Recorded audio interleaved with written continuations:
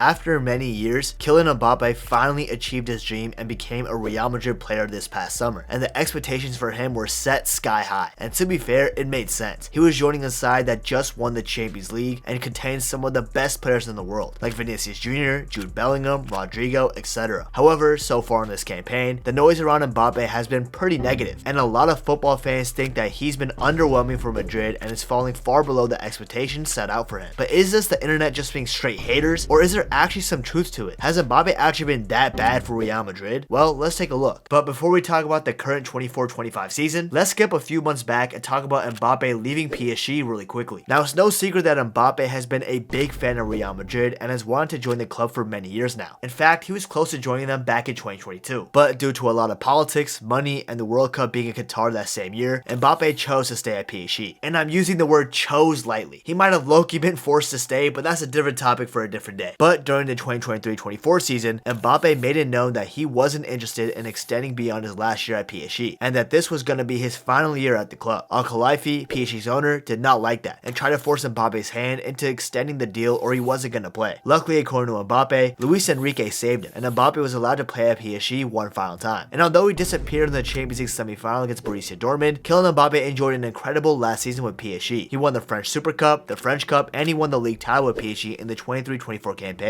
Also, individually, Mbappé bagged 45 goals and got 11 assists in 49 games, meaning he was getting more goal contributions per game's play, meaning he was just scary good for PSG in his last season there. So much so that he actually ended up winning the Jared Muller Trophy at the 2024 Ballon d'Or ceremony this year for scoring the most goals in Europe. So fast forward to the summer, when Real Madrid announced that they were signing Kylian Mbappé like 2 days after winning the Champions League, it felt like Thanos securing the last Infinity Stone. Like this was going to be the last piece in the puzzle for Real Madrid to completely dominate Europe and shit, maybe win another 3-peat in Champions League trophies. Madrid were already so stacked, and now they just got one of the best players in the world on their team. Literally a man who scored a hat-trick in the World Cup final 2 years ago on a free transfer, meaning they didn't have to pay PSG shit. But obviously Real Madrid are paying for his wages, which he's set to earn around 15 million euros per year, and also received a 150 million euro signing on fee. So technically, even though it was a free transfer, this was still a very expensive move by Florentino Perez and the Real Madrid board. But Mbappé has finally joined Madrid, and the expectations regarding him and the club overall were high as hell. Higher than Snoop Dogg on a daily basis. That's how high those expectations were. And it felt like Mbappé was actually going to deliver on these expectations. Because in his Real Madrid debut, he was playing in the UEFA Super Cup against Atalanta, and he would actually score in his debut too in Real Madrid's 2-0 victory over the Italian side, which meant that in Mbappe's first game for his dream club, he already won a trophy with them. This felt like the start of a new dominating era, and it seemed like Madrid were going to be unstoppable. But that was cap. Stop the cap.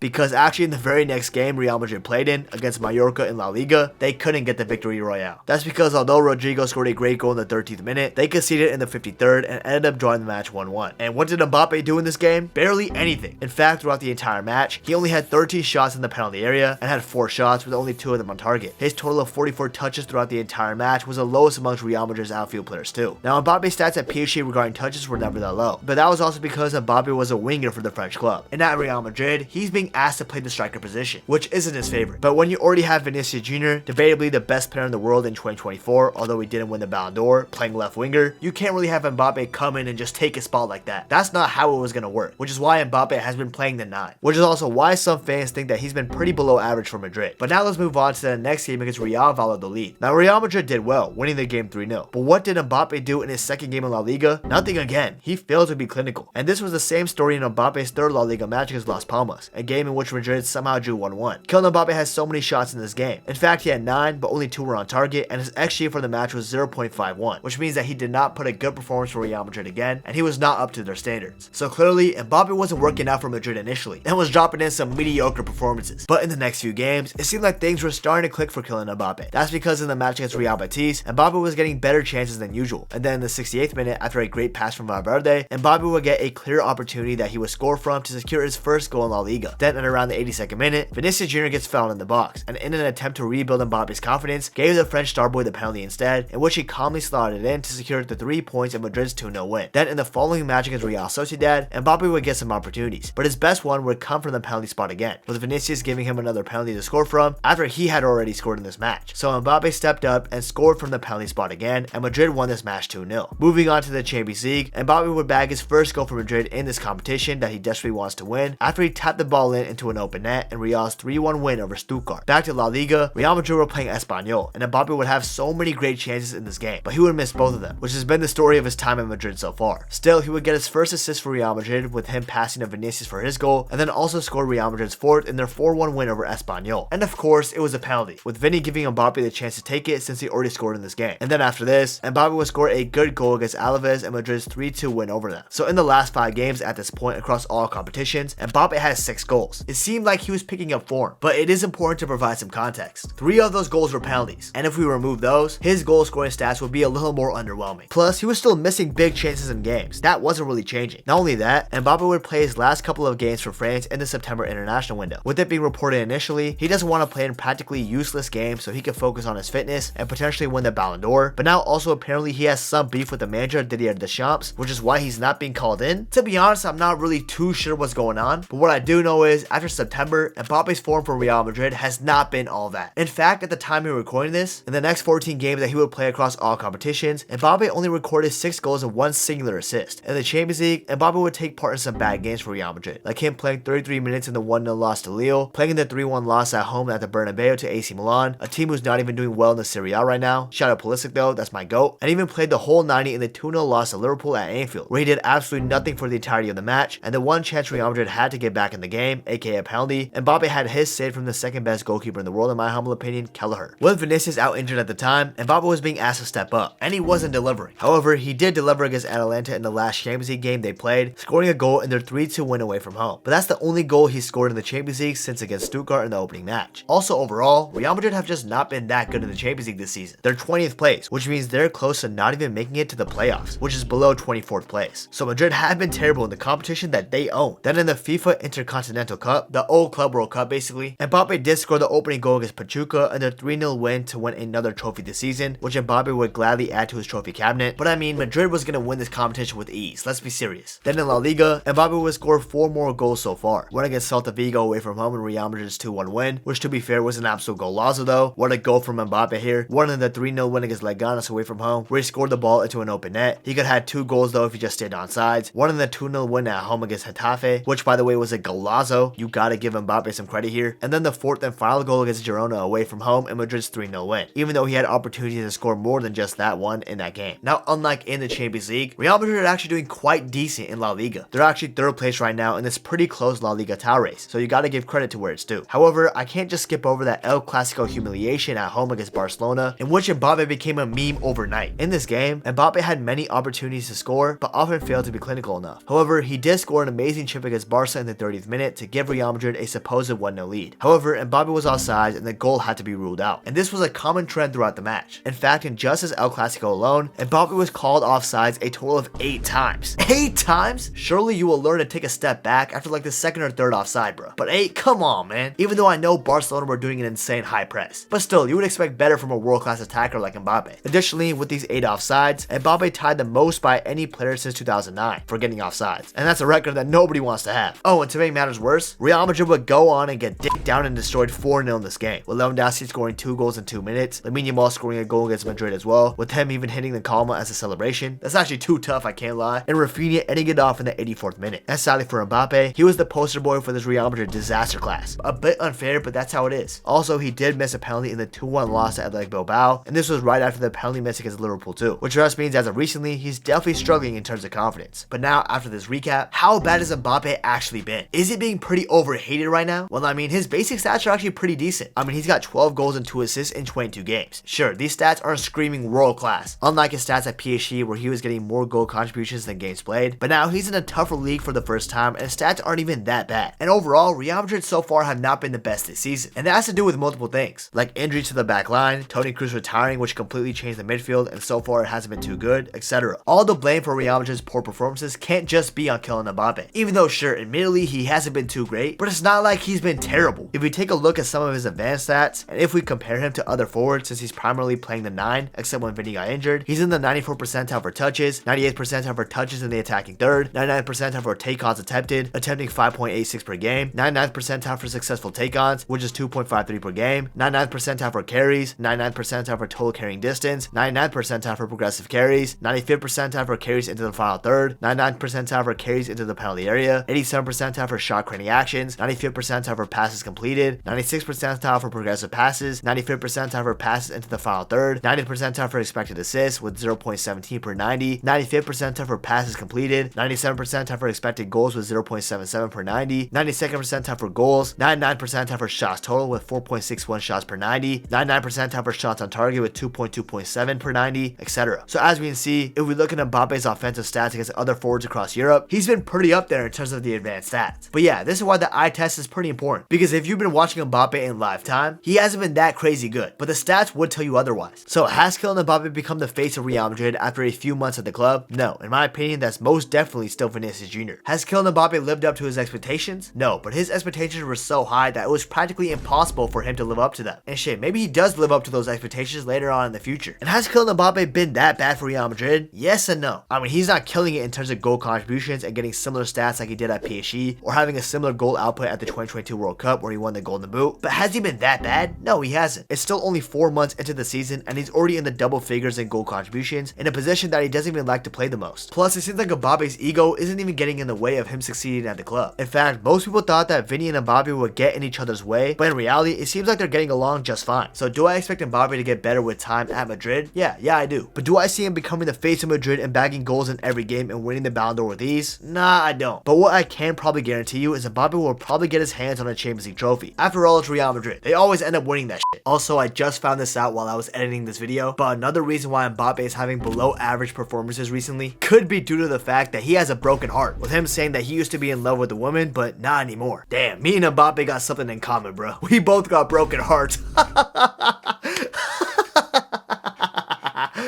Oh, man, why can't she just love me back, bro? But anyways, I hope you guys enjoyed this video, and if you did, please remember to subscribe. I would really appreciate it. Also, please be sure to follow my Instagram, Twitter, Twitch, and join the Discord community. All the links are in my YouTube description. And last but not least, if you want to learn how Chelsea are doing so good in the Premier League this season, you definitely want to check out this video right here. You won't regret it.